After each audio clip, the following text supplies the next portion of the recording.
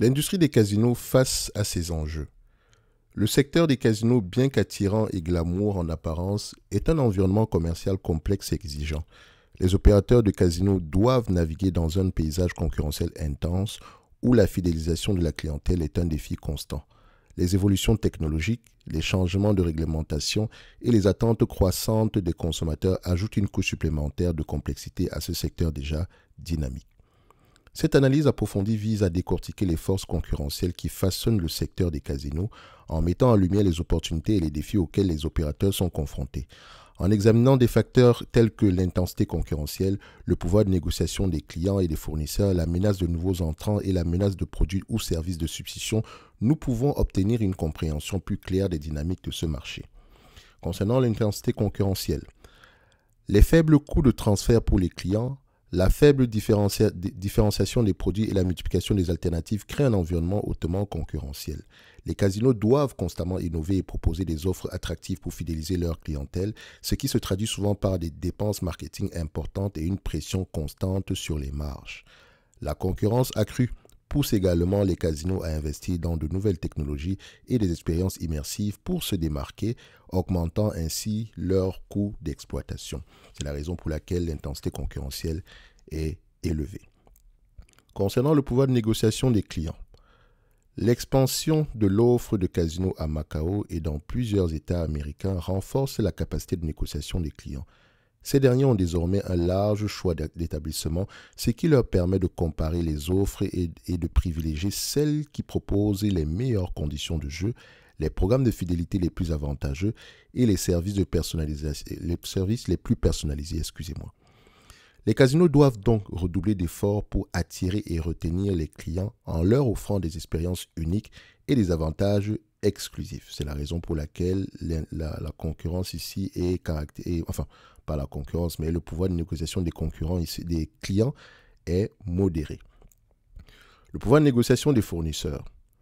Les opérateurs de casinos s'approvisionnent auprès d'un large éventail de fournisseurs, ce qui limite les risques de dépendance. Ils ont ainsi la possibilité de choisir des fournisseurs proposant les meilleures conditions de prix et de qualité et de négocier des contrats avantageux. Cependant, la forte demande de personnel qualifié renforce le pouvoir de négociation de la main-d'œuvre, donc des employés. Les casinos doivent investir dans la formation et le développement de leurs employés et offrir des salaires et des avantages compétitifs pour attirer et retenir les meilleurs talents.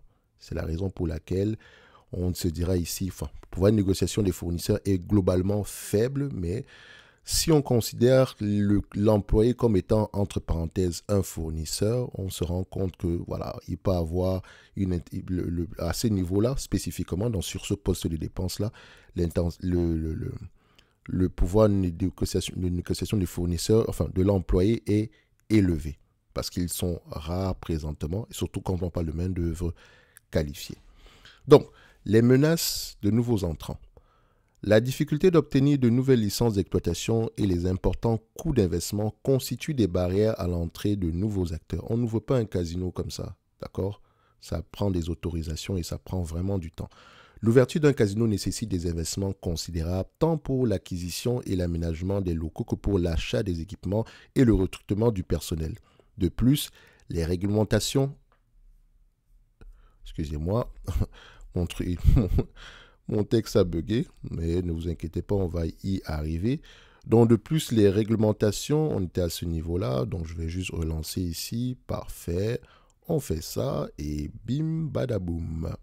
Donc, on était au niveau ici des menaces des nouveaux entrants. Donc, la difficulté d'obtenir de nouvelles licences d'exploitation et les importants coûts d'investissement constituent des barrières à l'entrée de nouveaux acteurs.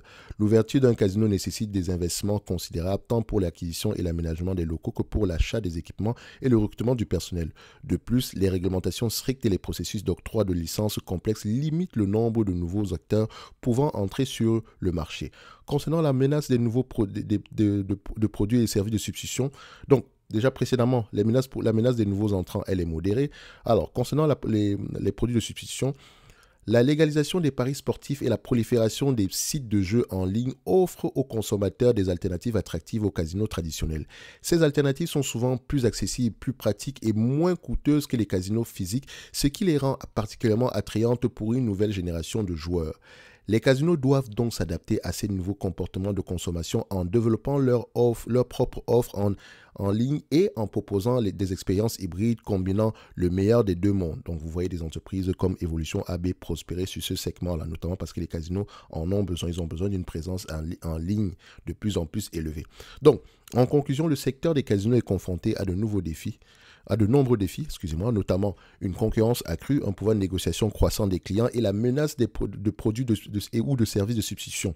Pour réussir dans cet environnement complexe, les casinos ou bien l'entreprise qui, toi, t'intéresse, d'accord, doit absolument innover en permanence, investir dans la qualité de son service, je parle de l'entreprise en particulier, d'accord, et proposer des expériences uniques et personnalisées à leurs clients ou à ses clients, d'accord. Donc, ils doivent également s'adapter aux nouvelles technologies et aux évolutions des comportements de consommation pour rester compétitif. Donc, si tu as une entreprise dans ce secteur d'activité qui t'intéresse, ok, tu dois regarder la qualité du service. Tu vas avoir un avis sur la qualité du service ici, d'accord, ainsi que les différents services proposés. Est-ce qu'ils sont personnalisés? Comment est-ce qu'on se différencie par rapport à nos concurrents? D'accord. Donc, essayez de voir également ici où est-ce que se situe. Quel est son positionnement dépendamment des questions qu'on a posées précédemment. Ok, donc que ce soit au niveau du pouvoir de négociation des clients, que ce soit au niveau des menaces de services pour les produits et les services de substitution, c'est toujours intéressant de voir à quel niveau notre entreprise se situe. Ça sera quelque chose de très subjectif, mais en fait, c'est une fois que vous avez une compréhension assez bonne du secteur d'activité, ce sont des éléments que vous pouvez avoir tendance à voir très rapidement. De toute façon, vous ne commencez pas sur une feuille blanche, vous pouvez commencer avec ce document-ci. Donc, si un casino vous intéresse, si vous voulez étudier l'environnement concurrentiel, on peut déjà commencer par là. Ok, donc ceci n'est que mon point de vue et non un conseil d'investissement. Comme d'habitude, je me réserve le droit de me tromper. En description de la vidéo, vous avez le service Top Premium Plus où généralement je publie des analyses sectorielles. Ceci n'est qu'une partie. C'est la partie ici en étude concurrentielle de l'analyse sectorielle dans le secteur ici des hôtels, des hôtels, casinos et loisirs, on va le dire comme ça. C'est un secteur d'activité qui englobe énormément de choses parce que vous allez voir que généralement, cette industrie-là, en fait, c'est plusieurs industries. Donc, on a l'industrie des hôtels, l'industrie des casinos, l'industrie des loisirs de manière générale. Et dans les loisirs de manière générale, vous avez des parcs d'attractions rentrent à l'intérieur. Ok, vous avez même des croisières qui rentrent même à l'intérieur. Et vous allez même également voir que si vous allez sur Koifin, la restauration également est inclue dans cette industrie-là. D'accord? Dans ces plusieurs industries en une. Ok? Bref, vous allez retrouver ici dans le service Top Premium Plus ces différents éléments-là, ainsi que notre programme d'accompagnement ici, qui est une formation pratico-pratique. Si vous avez des questions dans tous les cas de figure, dépendamment des services que vous allez trouver cette page-là, vous pouvez réserver un appel et on en parle. Merci, au revoir.